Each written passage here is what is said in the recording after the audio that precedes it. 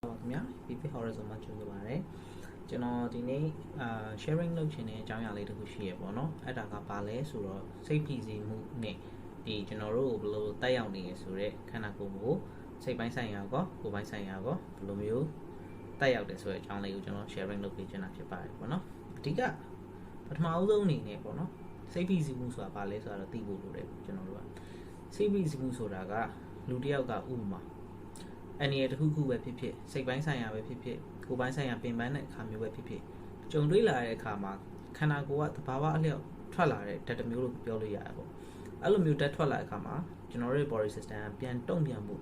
ကြိုးစားတတ်ကြရပေါ့နော်အဲ့လိုဟာမျိုးလေးတွေရှိတယ်အားကြောင့်မလို့ဒီစိတ်ဖိစီးမှုကိုကျွန်တော်တို့က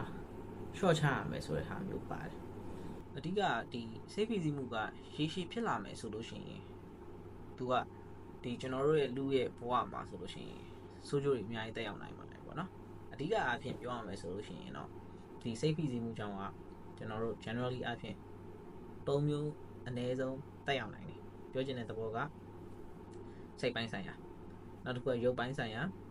နောက်တစ်ခုကကျတော့ behavior လို့ခေါ်တဲ့ဒီပြုမှုပိုင်းဆိုင်ရာပေါ့နော်အဲ့လိုမျိုးပေါ့၃မျိုးတက်ရောက်နိုင်ပါတယ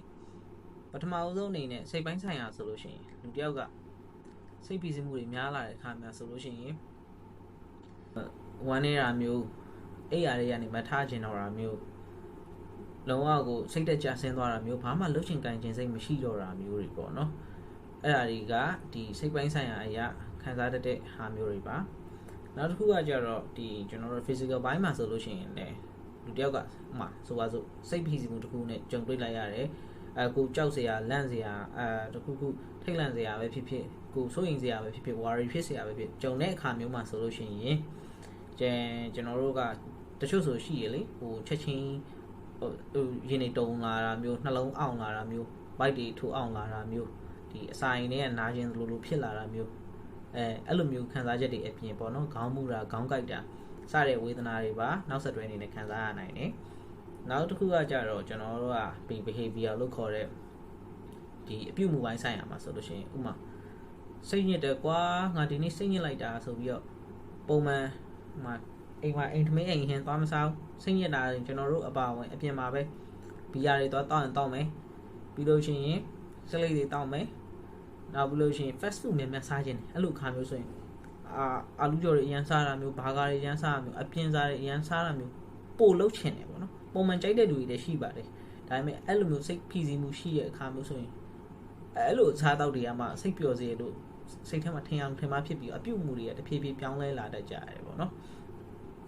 စိတ်ဖိစီးမှုလို့ပြောတဲ့အခါမှာဒီလူကြီးပိုင်းတွေမှာကြုံတွေ့ရတာမျိုးတော့မဟုတ်ပါဘူးကျွန်တော်တို့လူလက်ပိုင်းတွေလူငယ်ပိုင်းတွေကအစဒီစိတ်ဖိစီးမှုရဲ့တန်ကိုဒီခုကျွန်တော်တို့ဒီခုခေတ်မှာဆိုရင်အများပြခံစားနေရတာလည်းတွေ့ရတယ်ပေါ့နော်အဓိကလူငယ်တွေဆိုလို့ရှိရင်လည်းဟိုမှာတငယ်ချင်းအပေါင်းအသင်းတွေကမခေါ်မှဆိုတာကျောင်းတွင်းပူလီဝိုင်းလို့စိတ်ညစ်တာဆီယမစာမီးမှာကြောက်လို့ဆောင်းမွေးဖြစ်ရတော့မှမလို့အမျိုးမျိုးတော့အကြောင်းရရင်လည်းလူငယ်တွေလည်းစိတ်ညစ်ကြတာပဲကျွန်တော်လူလက်ပိုင်းနေဆိုလို့ရှိရင်လည်းအဓိကပြဿနာကတော့အခုခေတ်မှာအနာဂတ်ပျောက်တဲ့ပြဿနာပေါ့နော်ဘာလို့ဘာကြရမှမသိဘူးရှေ့ဆက်ဘာလို့ရမှလည်းမသိဘူး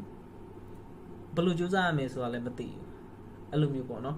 မသိဘူးဆိုတာအထက်ပြောရမယ်ဆိုရင်ကျွန်တော်က social platform တွေအသုံးများတဲ့အခါမှာဆိုဥပမာဆိုပါဆိုကျွန်တော် Facebook ကြည့်ရပေါ့ Facebook အကြည့်များတဲ့အခါမျိုးဆိုလို့ရှိရင် comparison တွေဖြစ်လာတယ်ဒီတယောက်ကတော့ဒီနိုင်ငံမှာဒီလိုဖြစ်နေပါပြီငါကြတော့ဒီလိုပဲလားငါဘဝကြီးကဓမ္မရင်ဆုံးသက်သွားမှာလားဆိုတော့အတွေးတွေစကားတွေ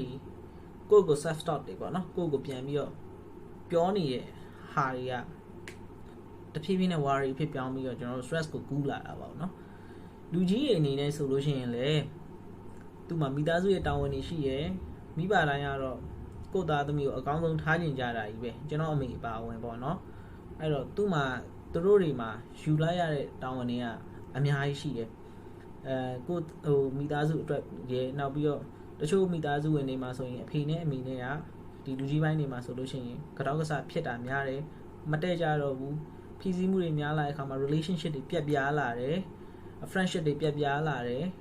နောက်ဒီလိုတယောက်တယောက် contact မလုပ်ချင်ဘူးကိုယ့်ကိုယ်ပဲအခန်းထဲမှာပိတ်နေခြင်းတယ်ပေါ့အရန်စိတ်ညစ်တယ်ဆိုရင်ခံစားချက်တွေလည်းဖြစ်ဖူးကြမှာပါ ဘာမှမလုပ်ချင်တော့တာဘယ်သူနဲ့မှလည်းမပြောချင်တော့ဘူးတကယ်တော့အဲ့ဒီရဲ့အပြုမှုတွေအလေးချင်းတွေရဲ့အဲ့ဟာတွေကရောက်လာတာတွေအကုန်လုံးကဒီ stress စိတ်ဖိစီးမှုဆိုရဲ့အကျိုးသက်ရောက်မှုတွေဖြစ်တယ်ပေါ့နော်အဲ့တော့ကျွန်တော်တို့ကဒါကို short ချလို့ရတယ်ကျွန်တော်တို့က short ချလို့ရတယ်အဓိကကဘယ်လို short ချမလဲဆိုလို့ရှိရင်ဒီပေါ့ကိုယ်ပိုင်းဆိုင်ရာမှာပြောရမယ်ဆိုရင်တော့ကျွန်တော်တို့လမ်းလျှောက်ခြင်းဒီပြေးခြင်းပေါ့နော်ဒီလမ်းလျှောက်တာတို့ပြေးရတို့ကနေပြီးတော့လေဒီစိတ်ဖိစီးမှုကို short ချလို့ရတယ်တချို့ကြတော့လေ yoga ဆော့တာကြိုက်တယ်ကတာကြိုက်တယ် dance လုပ်တာကြိုက်တယ်အဲ့လိုမျိုးကနေလည်း short ချလို့ရတယ်နောက်တစ်ခုကကြတော့ကိုဝါသနာပါတဲ့အလုပ်တစ်ခုခုကိုလုပ်နေတာမျိုးဥပမာဂီတာတီးရကြိုက်တဲ့လူကဂီတာတီးနေရပဲဖြစ်ဖြစ်ကိုဝါသနာပါတဲ့ passion တစ်ခုခုကိုစိတ်နှစ်ပြီးတော့လုပ်နေတဲ့အခါမျိုးမှာလည်း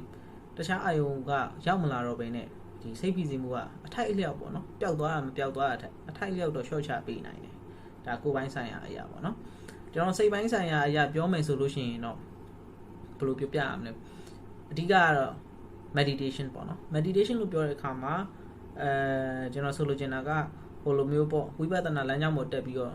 တရားထိုင်ခိုင်းနေရတော့မဟုတ်ပါဘူးအဲ့လိုထိုင်နိုင်ရင်တော့အကောင်းဆုံးပေါ့နော်ဒါပေမဲ့ကျွန်တော်ရဲ့မိတ်ဆွေတွေထဲမှာ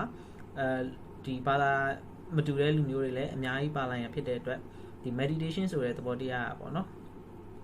ဒီအသက်ရှူ